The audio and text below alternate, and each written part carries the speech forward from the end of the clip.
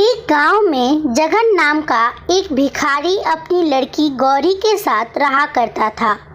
गौरी की मां की मृत्यु गांव में फैली हुई महामारी से हो चुकी थी। जगन को आंखों से कम दिखता था, इस वजह से उसे कुछ भी काम नहीं मिल रहा था।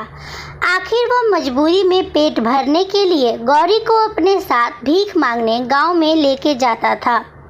गौरी को भीख मांगना पसंद नहीं था, उसको पढ़ाई करना पसंद था। जब भी गौरी अपने पिता के साथ गांव में भीख मांगने सरपंच के घर जाती थी, तब सरपंच के बेटे राजू को पढ़ाई करते हुए देखकर गौरी को बहुत बुरा लगता था। वो मन ही मन सोचती थी कि काश मैं भी पढ़ाई कर सकती। सरपंच की पत्नी रोज गौरी को देख के ताना मारती थी। उस दिन सरपंच की पत्नी राजू को बोली कि दरवाजे पर जो भिखारी आया है उसे बासी खाना दे दे और जाने को बोल। सरपंच की पत्नी बोली कि गांव में एक भी हॉस्पिटल नहीं है और इन भिखारी लोगों की महामारी जैसी बीमारी मेरे बच्चे को लग गई तो मैं क्या करूंगी। इन सब बातों को सुनकर वो बहुत दुखी हो गए और घर चले गए। अगले दिन गौरी बोली, बाबा, गांव के सब लोग हमारे पास से दूर क्यों चले जाते हैं? हम इतने बुरे हैं क्या? उसके पिता उसे बोले, अरे नहीं बेटा, बुरेपन के विचार हमारे गरीबी में और लोगों के विचारों में है। फिर गौरी बोली कि बाबा, एक दिन मैं डॉक्टर बनूंगी और आपकी आंखों का इलाज करूंगी, गांव में एक हॉस्पिटल भी बनवाऊंगी। उसके पिता बोले कि गौरी, हमको 2 वक्त की रोटी भी मुश्किल से मिलती है और यह सपना तो श्रीमंत लोगों ने देखना चाहिए। उसके पिता उसे कहने लगे कि बेटा, मैंने तुम्हारे लिए कुछ भी नहीं किया और न ही कुछ कर सकता हूँ। उसी वक्त एक औरत ने बाहर से गौरी को आवाज़ लगाई और कहने लगी कि गौरी, आज मेरा शौचालय तुम साफ कर दोगी तो मैं तुम्हें 5 रुपये भीख में दूंगी। ना चाहते हुए भी गौरी ने उस औरत की बात मानकर शौचालय को साफ कर दिया। जाहिर सी बात है, इस काम को करते हुए गौरी को बहुत बुरा लग रहा था। उसे बेइज्जती सी महसूस हो रही थी। गौरी ने निश्चय किया कि वो अब किसी भी तरह डॉक्टर बन के दिखाएगी। फिर एक दिन गौरी उसके पिता को लेकर मंदिर गई और उस मंदिर के पास एक रहीम चाचा रहते थे। गौरी उसके पिता को रहीम चाचा के पास छोड़ कर आई। कुछ दिन खुद खिलौने बेचकर पैसे कमाने लगी। एक दिन गौरी गांव की शिक्षिका रेणु दीदी को मिली और गांव की सरकारी स्कूल में पढ़ने के लिए जाने लगी। रोज गौरी स्कूल में से आकर खिलौने बेचकर पैसे कमाती और अपने पिता को भी संभालती। गौरी रात रात भर पढ़ाई करके स्कूल में अच्छे मार्क्स लाके पास होने लगी। यह सब देखकर सरपंच की पत्नी और गांव वाले आश्चर्यचकित हो गए। वो सब गौरी और उसके पिता जगन से जलने लगे। सरपंच की पत्नी सोचती है कि यह भिखारी लड़की कैसे पढ़ाई करके डॉक्टर बनती है, मैं भी देखती हूँ। गौरी हर साल अच्छे मार्क्स लाकर पास होने लगी और रेणु दीदी उसे पढ़ाई में मदद करने लगी। धीरे धीरे साल बदल गया और गौरी अब बड़ी हुई और उसने अपनी मेहनत से पढ़ाई पूरी की।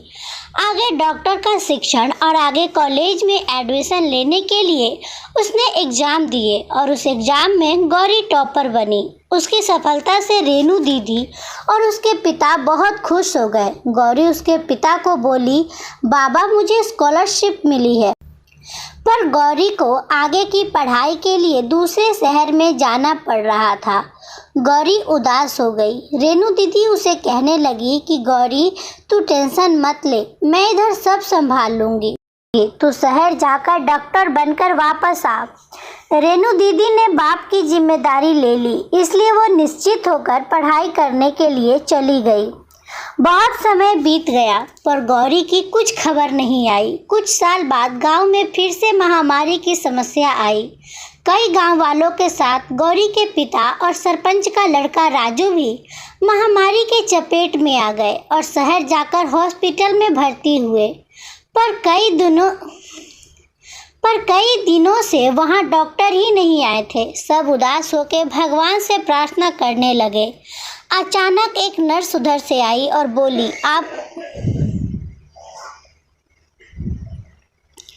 पर कई दिनों से वहां डॉक्टर ही नहीं आए थे। सब उदास होकर भगवान से प्रार्थना करने लगे। अचानक एक नर्स उधर आई और बोली, आपको चिंता करने की कोई ज़रूरत नहीं है, क्योंकि सरकार की तरफ से शहर की सबसे बड़ी डॉक्टर इनका इलाज करने आ रही है। यह खबर सुनकर गांव वाले बहुत खुश हो गए। हॉस्पिटल के सामने बहुत बड़ी कार आकर रुकी और उसमें से एक डॉक्टर नीचे उतरी। तब गांव के सरपंच ने उस डॉक्टर का माला पहनाकर स्वागत किया। जब डॉक्टर उनके पास आई तो सब आश्चर्यचकित हो गए। वह डॉक्टर कोई और नहीं, वही लड़की थी जिसे वो भिखारन गौरी के नाम से जानते थे। उसने अपने पिता का आशीर्वाद लिया और सब गांव वालों का इलाज करना शुरू किया। गौरी के इलाज करने के कुछ दिन बाद सब गांव वाले की बीमारी ठीक हो गई। उसने उसके पिता की आंखों का ऑपरेशन किया और आंखों की दृष्टि फिर से उनको लौटा दी। गौरी की मेहनत से वह सब गांव वाले उस बड़ी बीमारी से बच गए। वैसे ही सरपंच और गांव वाले आपस में चर्चा करने लगे। गौरी पर उन्होंने जो अत्याचार किए थे उस पर उन्हें पछतावा होने लगा। सबने गौरी से माफ़ी मांगी और माला पहनाकर उसके नाम की जय जयकार करने लगे। यह दृश्य देखकर गौरी के पिता को उस पर गर्व महसूस हुआ। इस कहानी से हमें यही सीख मिलती है कि गौरी की तरह मेहनत और दृढ़ निश्चय से कष्ट किए तो सफलता अवश्य मिलेगी। जिस तरह कमल भले ही कीचड़ में खिलता है, लेकिन उसके गुणों के कारण भगवान के सिर पर स्थान पाता है, हमें भी हमारी परिस्थितियां और संसाधनों की कमियों के कारण जीवन में पीछे नहीं हटना चाहिए। एक अच्छा लक्ष्य निर्धारित कर उसके लिए जी जान से मेहनत करनी चाहिए।